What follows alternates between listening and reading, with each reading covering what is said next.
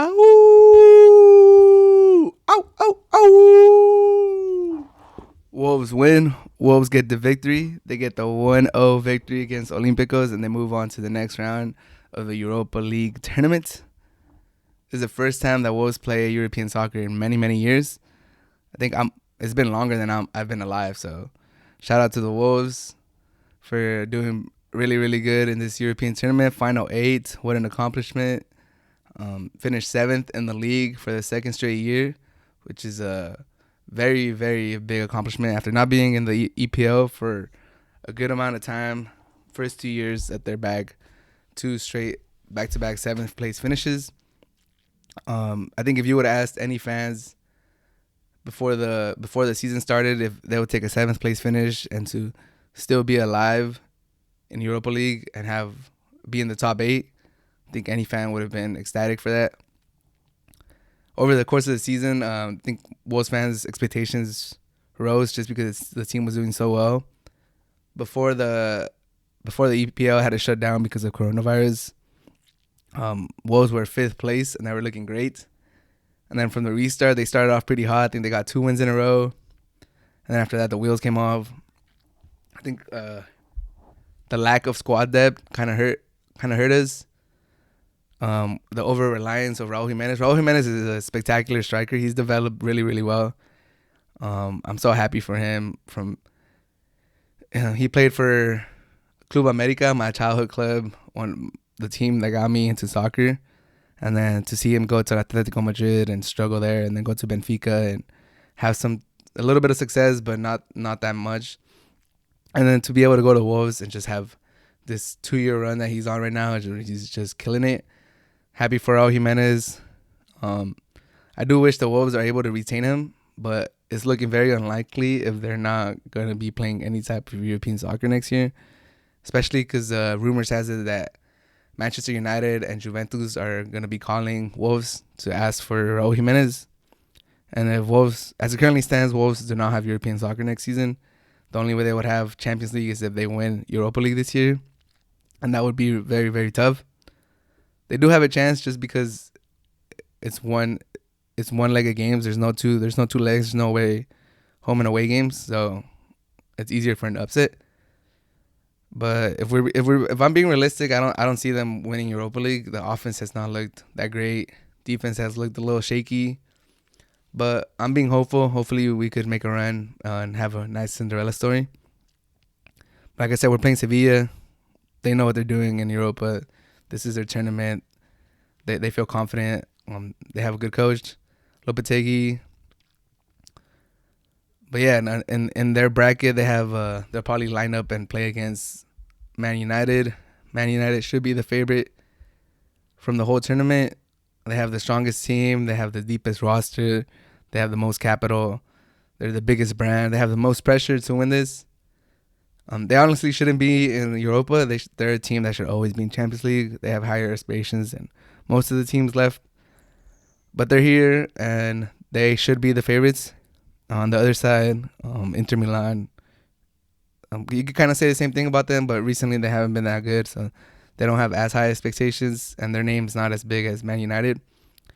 But I do see them getting out of their side of the table or the bracket. I'm hoping Wolves are able to upset Sevilla, so then we would have a EPL semifinal in Wolves versus Man United.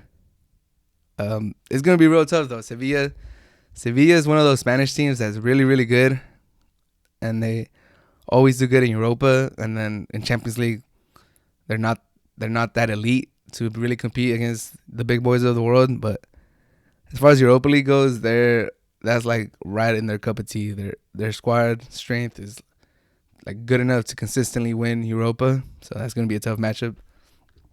And I think it'll be a good barometer because I always say EPL is the funnest league in the world to watch. It's the most competitive. But as far as quality or strength of teams, I feel like they're the second strongest league. I do feel La Liga is the strongest league in the world, just because Real Madrid and Barcelona consistently win Champions League or are always in the Final Four for the most part. and EPL teams could go, they could have a little hiatus where none other EPL teams make top four.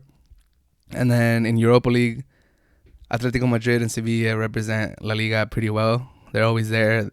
And some other teams usually make deep runs too. But European tournaments is where you could really see the strength of different leagues competing against each other. And I just feel like La Liga does better in these European tournaments, which backs up my argument that they're the I wouldn't say better, but more talented or stronger league. Well, you could say better. They're the better league. Not entertainment wise. EPL, like I said, is the most balanced, I believe, but La Liga is the strongest league. So yeah, if Sevilla going up against Wolves, if they beat Wolves, they'll play Man United. So it'll be a good good EPL versus La Liga couple games. Speaking of EPL versus La Liga, Champions League is back. Real Madrid play their second leg against Man City. And right now they're currently trailing 2-1. And they have to go to Manchester with no Sergio Ramos. So it's going to be a pretty daunting task to ask Los Blancos to go in there. Man City finished the season pretty good. They have a strong team. They're stronger at home. They have a very, very good coach. I feel like he's kind of overrated.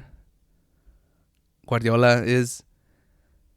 He's done a lot of good things with a lot of good teams, but with Barcelona, he had maybe like one of the best teams ever, probably the best team ever, in the way it was constructed. They have all-time greats in Xavi and Iniesta, paired with Messi, and having Puyol and Piqué in the back. Like the team was built to win. The team could have done almost as good without him. I mean, I'm not trying to take nothing away from Pep. He did a great job with Barca. That 3-4 years that they went on was one of the greatest 3-4 years that we've ever seen in soccer. But then he took over a treble-winning team in Bayern, and he was never able to win Champions League with them. And then he's taken over Man City, and they basically given him a free check, like just go get whatever player you want. And he has a really, really deep roster, and I think he's been there for 3 years now, and he's not been able to get them over the hump. I don't know. It'll be a great matchup, Zidane against Guardiola. Zidane has never actually lost a knockout stage round with Real Madrid. He's never been eliminated from the Champions League since he took over. So hopefully he's able to keep that streak going. Like I said, I'm a Real Madrid fan, so I'm hoping they pull this 2-0 victory. I have them winning 2-0 at Man City. Juve plays Lyon. They're down 1-0. And their soccer hasn't looked that good in the when Serie A restarted. But this is what they brought Ronaldo for, Champions League. I think they won Serie A for the 8th or 9th straight time in a row. Serie A is not that big of an accomplishment for them anymore. I mean, it's an accomplishment, but they need to go make a deep run in Champions, and they need to win it. Like they've made deep runs before. They've gone to finals. They've lost finals. They've lost semifinals. They need to go and win this thing. So I think Ronaldo has to show out and show the world why Juve brought him, why he left Real Madrid and went to Juve. And if they were to lose to Lyon, a team in the French league, which Lyon is good, but they play in the French league. The French league is not that good, if we're being honest. So I have Juve beating Lyon 2-0 to move on to the next round. Maybe 2-1 or 3-1. Barcelona against Napoli. Like I said, Barcelona did not finish the La Liga season that well. They struggled when the La Liga restarted. Barcelona is pretty quick to let go of coaches if they don't do well. So if it's fresh in our minds that they did not finish La Liga well, they had point advantage on Real Madrid and blew that. And if they lose to Napoli in the round of 16 in the Champions League, it could be time for a new coach. Chelsea,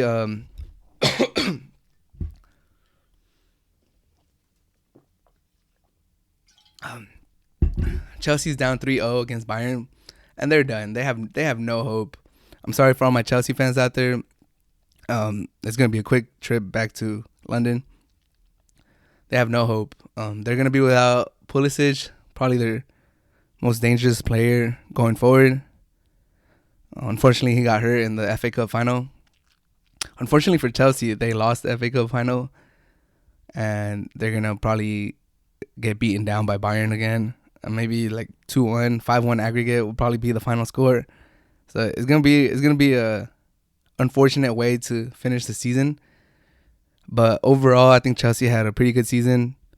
Lampard looks like he's steering the ship in the right way. They were able to get a Champions League spot. Pulisic looks good. Mount looks good. They're signing 2 more young players.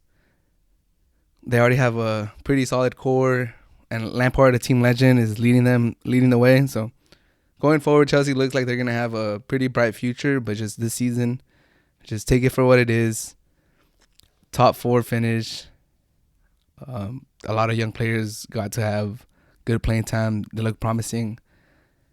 Unfortunately, because you guys couldn't win the FA Cup, and this is the end of the road against Bayern, and it's going to be a pretty ugly defeat in aggregate. They're already down 3-0. I see them losing maybe 2-1, 3-1 this time around. So the aggregate score will look pretty bad. But overall, solid season for Chelsea. If you're a Chelsea fan, there's a lot to look forward to. Just, shake off the latter part of the season. Top 4 finish it's a good season. So with these results would set up a Real Madrid versus Juve quarterfinals, Barcelona versus Bayern, Atletico versus Red Bulls, and Atalanta versus PSG. Really, really good games. Really great quality teams all around. But if I had to say one thing, it would be to PSG. If you guys want to win the Champions League, this is the year. This is the year to do it. If you look the way the brackets are set up, PSG is on the easier side. On that side, it's Red Bulls, Atletico, PSG, Atalanta. No disrespect to those teams, but if you look at the other side, the teams I predict to make it to the next round, Real Madrid, Juve, Barcelona, and Bayern. Like, these 4 teams have a lot more pedigree. They have a lot more history. They're always expected to be in the final, semifinal, latter stages of the tournament. The other teams on PSG side, not so much.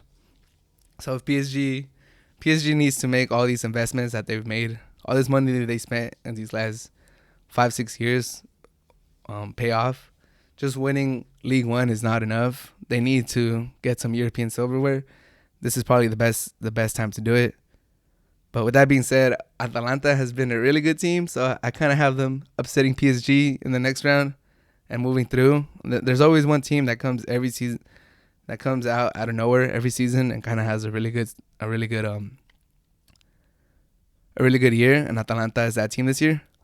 Let me just give Atalanta a shout out, because I remember Miguel Ayun, this Mexican player, when he came back from playing in Italy and he was playing for Club America. I remember the media was kind of making fun of him because people were like, "Oh, he's coming from Europe. He should be a good player." And then I remember the announcers would be like, "Oh, he played for Atalanta though. Like, did he really? He barely even played it, and he was playing for Atalanta. Did he really even play in Europe?" Like, so they were kind of like mocking him just because he didn't really get that much minutes, and just for the team that he was playing with, which was Atalanta, and it was kind of fair at the time. Atalanta was not a very good team, so it was kind of funny.